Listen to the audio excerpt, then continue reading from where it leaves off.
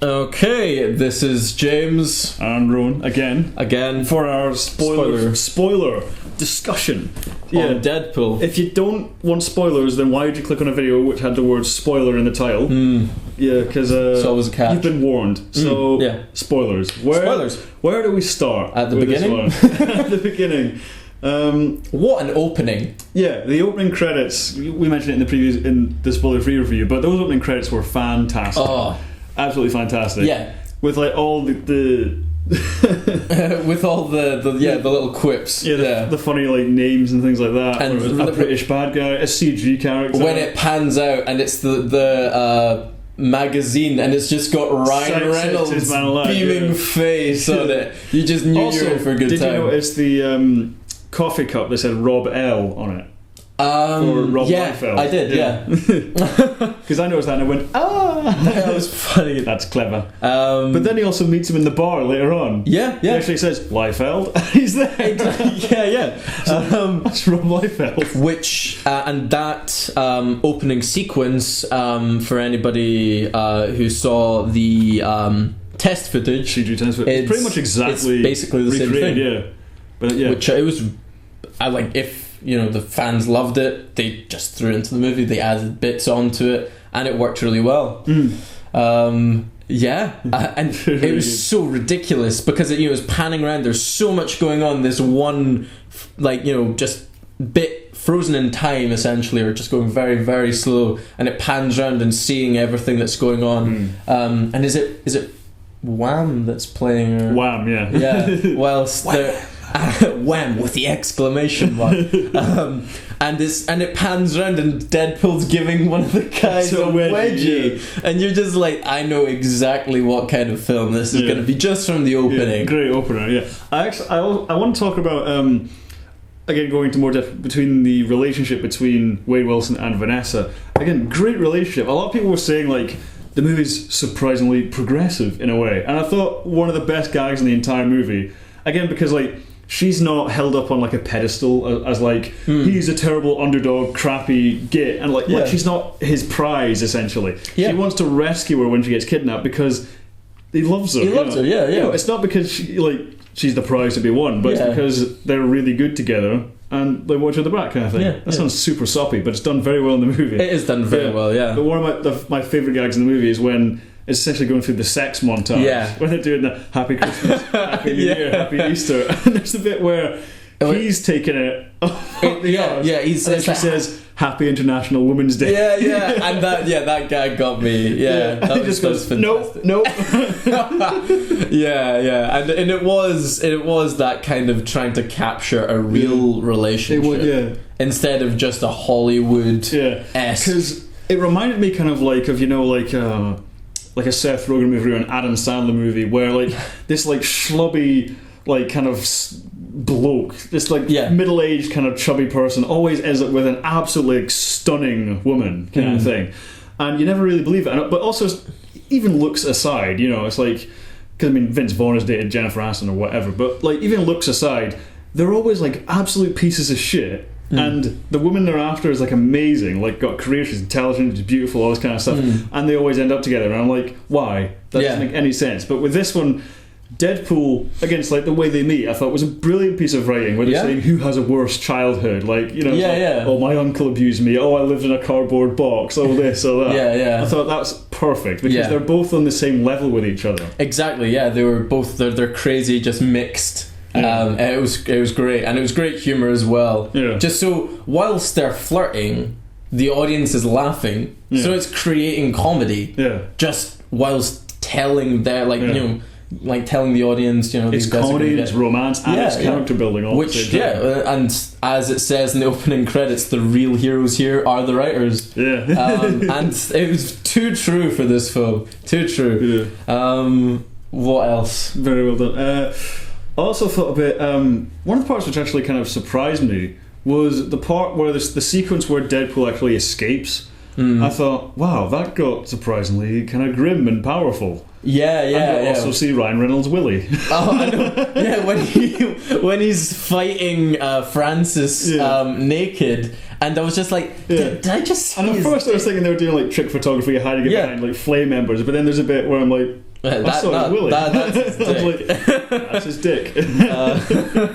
Yeah. I mean, that part was it was quite gruesome. But the whole bit where he's impaled on the thing, and he looks over, and he's just left there, and I'm like, wow, that's kind of a powerful image. And he sees the other patient that he kind of grew to kind of have a bit of a relationship burning, basically. And I love, because again, as I mentioned, I was like always worried of if there's this fourth wall breaking character who's constantly quipping, am I going to believe in the stakes kind of thing. And that scene, I was like, wow, that was very well done. There was no stupid quips or jokes or kind of thing like that. It was just played completely straight, and it worked completely. But it didn't feel out of place. It felt like we're naturally arriving at that kind of point in the film. I thought it was very well done. I did like the fourth wall breaks. Like when he's in the back of the taxi and he gets the piece of chewing gum and he throws it and it sticks to the lens and he just goes up. Whilst in the cinema, that was something to watch. Just like him wiping that off. Also, T.J. Miller and Ryan Reynolds. There's so many outtakes of that bit. There's one that always gets me. You look like the inside of someone's asshole. Just so he was so funny like that. As you said, the funny one. But he provided a lot of comic relief. He was a weasel, right? But he was funny. He wasn't in it for as much of the film as I thought he was going to be. But again, that was one of my funniest gags when they were going off to fight the bad guy at the end. And he said, I'd come with you, but I don't want to. Thanks. That was great. So I think I wasn't expecting as much X-Men as we got. Although the trailer. I was also not expecting the fourth wall gags to work as well as I thought they would. I thought they would be super, super distracting, and every time they come up, they'd take me out of the movie. But it just made me more invested in the movie. Strange, in a strange paradoxical way, because sometimes fourth wall jokes go completely flat or terrible. One of the worst examples I can think of is there's an example in a James Bond movie, On Her Majesty's Secret Service, which is actually one of my favourite Bond movies. But that was George Lazenby after Sean Connery. And then there was a bit where, in the intro, he's basically saved this woman, Tracy, from drowning kind of thing, and then he fights off these henchmen, and then eventually he tries to do the James Bond manoeuvring. Oh, I just saved her from death, so she's gonna shag me kind of thing. But then she walks off, and then he says, "This never happened to the other fella." And then looks into the camera, and I'm like, oh.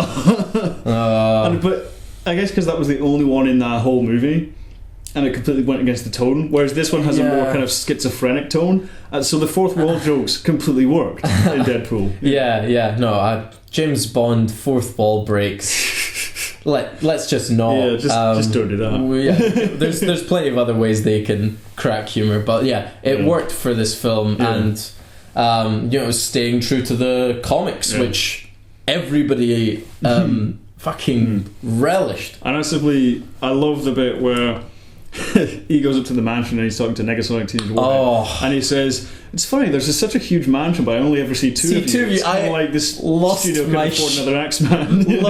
Lost my shit at that bit. I was like, that's so true. It's exactly what I was thinking. But apparently that's a reference to the Fox in real life cut $10 million out of their budget. Oh right, and they were going to have a bunch of more involved action sequences. Right, okay. So that's why he always forgets his ammo bag. Right, okay, that's cool. Yeah, because they had an action sequence written to the script, but then Fox were like, "No, we're cutting $10 million, rewrite."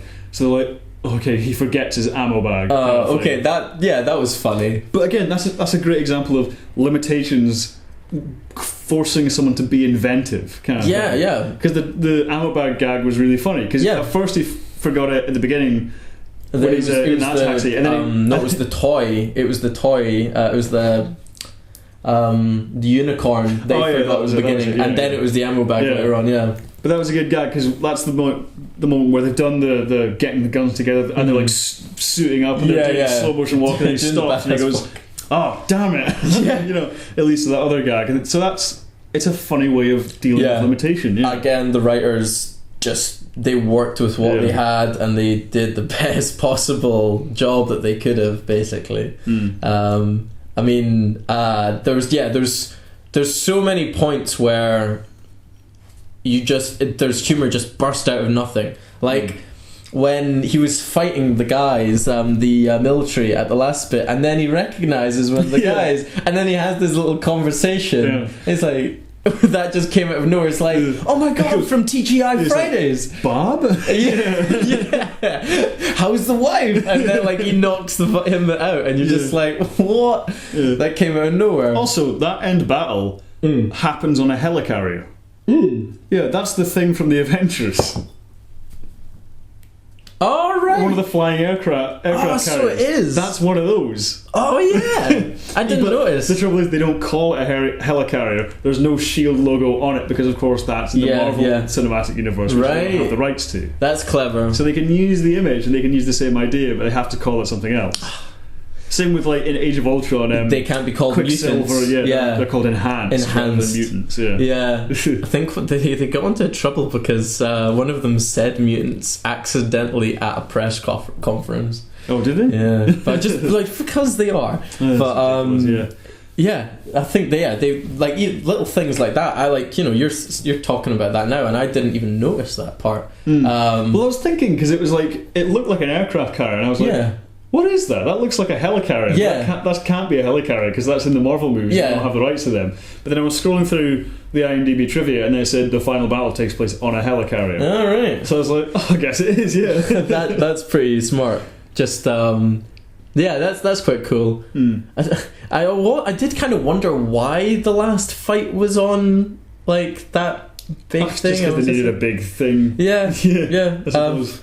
It was cool, and that was the first time I'd ever heard or saw anything from Megasonic Teenage Warhead. Oh yeah, I've never heard of that character in the comics. Apparently, her powers in the comics, she's like telepathic and she can predict the future. But when they chose that character, they thought, oh, that's a really cool name for a character. Yeah. And then they thought, well, those powers don't fit that name, so they just changed it so she can blow shit up. Right, yeah. So, like, now that's powers that fit the name. Yeah. And it does, yeah. Yeah, just when Deadpool hears the name, it's like, Megasonic Teenage... What the shit? It's a great name. Yeah. So that was all good. I thought the fighting between him and the main bad guy, Francis, was really cool at like the last Axe fight versus swords, and you're just so brutal as well, like just like him getting stabbed in the head, and then it's like the pony that he has it actually manifests and it it's like riding around in the floor. That was hilarious. I was like, what is going on? And also Colossus' final speech. Yeah. just actually want to rewind. Okay. I thought it was really funny when he was fighting Angel Dust, Gina Carano's character, and then her top just comes down and goes, sorry, right, left one. Yeah. She's like, oh, how kind of you. And then just full throttle punches him in the dick. Yeah. Or the bit when reversing back again when he pulls back to he's about to punch Francis in the face, and then he hits Colossus in Colossus junk, and then he just goes, Dad, and turns around. I love the bit where he's like, he feels that, and he goes, oh, you poor wife. Oh, your poor wife. Yeah. But I also thought that fight sequence where he's trying to beat Colossus, and every time he punches him or kicks him, he just breaks his limb. I thought that was like, apparently that's a homage to Monty Python and the Holy Grail. Oh yeah. It's the homage to the fight where he lops an arm off. He's like, merely a flesh wound. I thought, oh, that's quite clever. Yeah. And when after he cuts off his hand and he goes back to the blind tiny hand, this tiny hand just strokes her face and just like And then she's just like, is that my imagination, or is your hand a bit smaller? That fucking killed me. A tiny baby hand. That's absolutely hilarious. Yeah, that was funny, because I was kind of wondering, I was like, does it just grow back really quickly, or so it was actually his limbs grew back a lot slower than I thought they were. I thought his healing factor, because in the comics I heard that his healing factor was supposed to be faster than Wolverine's. Yeah, and I was like, well, he's not doing very well. Yeah. But yeah, like, just everything that was in it was great. You know, I don't think there was one point in the film really where I was like, major gripe with it. Yeah, I mean, a couple of one-liners here and there didn't land for me. Like they got kind of like a sharp exhale, but they didn't really. Some of the one-liners here and there didn't really land with me. But overall, I thought the gags did land. Yeah. Because a complaint I have with most comedies, and I'm kind of lifting this complaint from a channel called Every Frame of Painting, which is about filmmaking, which I love. Mm-hmm. And it basically breaks down how a lot of American comedies are not films. They're lightly edited improv, or essentially pretty much like 95% of the gags in like Bridesmaids or any Judd Apatow film or whatever are overwhelmingly like dialogue kind of thing, where it's just funny quips and just funny people doing funny things, and the filmmaking just isn't inventive in the slightest. And he was comparing that to the likes of Edgar Wright, who writes funny lines, but then he also has incredible talent for filmmaking, and he can take the completely mundane and turn it into something amazing and something really funny and all that kind of thing. So again, that was one of my why I was kind of apprehensive going to see the movie, because I thought, well, is this just going to be Ryan Reynolds saying boobies or whatever kind of thing behind a red mask? But no, there's so many gags, there's so many like fourth wall things which are very inventive, very clever, very good physical comedy, very very good filmmaking overall. I really liked the directing in this film. Well, it's a first time director. Is it? Yeah. That's a fucking first. That's a good first film. Good first film. A few more stuff that again. But yeah, like, what is there anything else you want to talk about? No, I don't think so. I mean, do you want to mention the end credit scene? Did you see it? Yeah, the takeoff of Ferris Bueller, which I was like, oh, that's clever. Just putting it straight out of that. Some guy's coughing outside. What did he say? He said he basically just said, "Go home. There's no interest. See, Nick Fury's not going to show up." By the way, we're having who was it? Kane. Oh, Cable. Cable, that's it. Who can? Yeah. So I don't know who that is though. Okay, so Cable is basically he's completely different to Deadpool. He travels in time, I think. He's a complete badass. And if you read the comics, you see there's a lot of antics there. So like Deadpool is famous with two different people. So one is Wolverine and the other is Cable.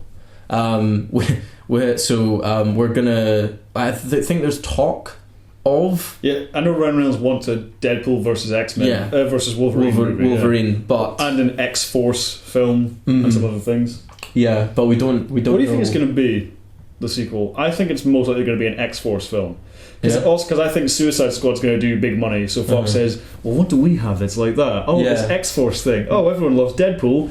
Boom, there you go. Maybe I think that's the direction they're going to go.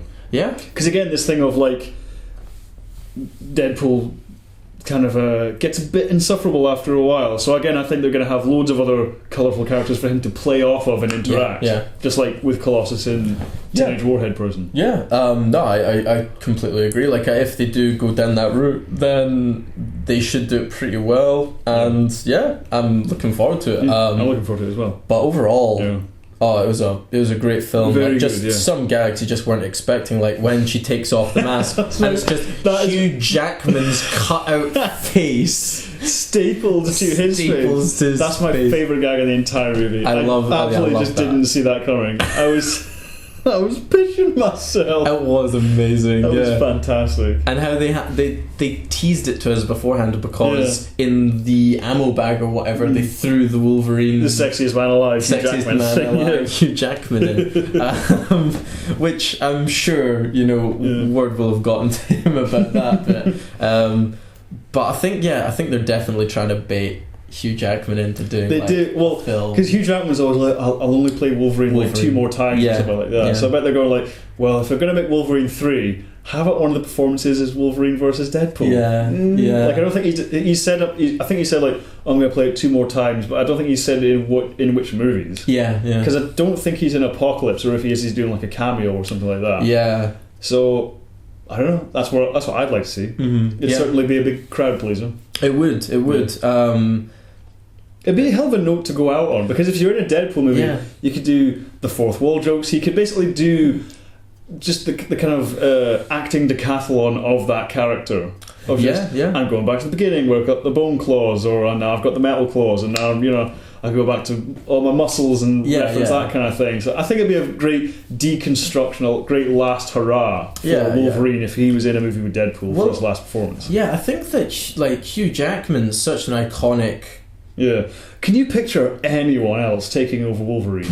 It's a tough character to really picture anybody else as. I mean, obviously they're going to, but I mean, okay. I mean, you can. I don't know if they are. If I'm honest, because like First Class and Apocalypse, like they're big. I think McAvoy and Fassbender have kind of pulled the weight. And Jennifer Lawrence as well have kind of like taken up the slack of the big box office draw in terms of star power to the X-Men franchise. Because before it was like Wolverine, and to a degree Patrick Stewart and Ian McKellen. But now because of McAvoy, because of Fassbender, and because of Jennifer Lawrence, like as soon as Jennifer Lawrence is in the film, the Hunger Games fans come over. McAvoy and Fassbender, they're made for Tumblr essentially. So you've got that fan base going. Oscar Isaac is Apocalypse is now because everyone loves him from Poe Dameron. So they're on board. So I think, but because in the past, if you look at like there's Hugh Jackman, but then there's Famke Janssen, and like she's never been a box office draw, and the character. Honestly, the first 3 X-Men movies, if you look at them. They don't hold up that well. They're good, but they don't hold up that well. Well, the third was not good, but the first 2 don't really hold up as well. Like a lot of the characters surrounding Wolverine just aren't that well developed or well kind of defined. It always kind of pissed me off that they always just revolved around Wolverine. Actually, because I mean, so many people liked the character, but I was like, but don't just pick the one sweet from the packet. Like, well, that's because really, I think he was the best thing about those early movies, I mean, because I mean that's why he got the Wolverine Origins movie, is because they knew, well, what a gift. But again, the thinking behind that was, well, we know people come here for Hugh Jackman and Wolverine, but they don't really come here for anyone else, kind of thing. So really that's why they use that. But now with the First Class and Days of Future Past and so on, now they're going there for Xavier and Magneto and Mystique and so on and so forth, and now Deadpool as well. How long are we really going to have like Jennifer Lawrence, James McAvoy, and I think she said Apocalypse is the last X-Men movie she's doing. So I mean, since they are becoming so big, they're getting so many other film offers that I think they're going, if X-Men is going to continue to survive, they're going to need to adapt, and they're going to need to bring new characters to the forefront. But if they're going forward in time, obviously, the characters are going to get older, so the actors can end up playing the same roles when they're in their 50s. So I mean, I think that's a pretty safe bet. It's just if they want to. I think they like the characters. They like working with the people they work with. So I see it continuing for a while. Well, I mean, at least. But like, who's gonna become like after X-Men Apocalypse? Who's gonna then take up the mantle of the lead characters in X-Men? Or do you think it's gonna be like the girl Sansa Stark and whatever, like Jean Grey and Scott Summers or something like that? Going maybe forward, could be. We need to see Apocalypse, I think. Depends how. I mean, it looks good. Yeah, we've gone off on a tangent here. Really, I just Deadpool. Anyway, one of the best bits in Deadpool for me was definitely it couldn't get any worse, and then it switches to the Deadpool toy from origins, Yeah. and it's just like, well, maybe just a bit, and then like it was just her like taking it away. It's just like, oh, that bit cracked but he me picks it up well. and he says, "This is my most prized possession," but then he throws that away and takes up the Wham record. It's like, okay. I love that. But overall, I love the film. It was great. I'm a Deadpool fan. All the way. Yeah, definitely. It's one of my favorite films. That one of the best from the Marvel / Fox. Yeah. Okay, so this has been James, and this has been Rowan. Okay, right. Sayonara.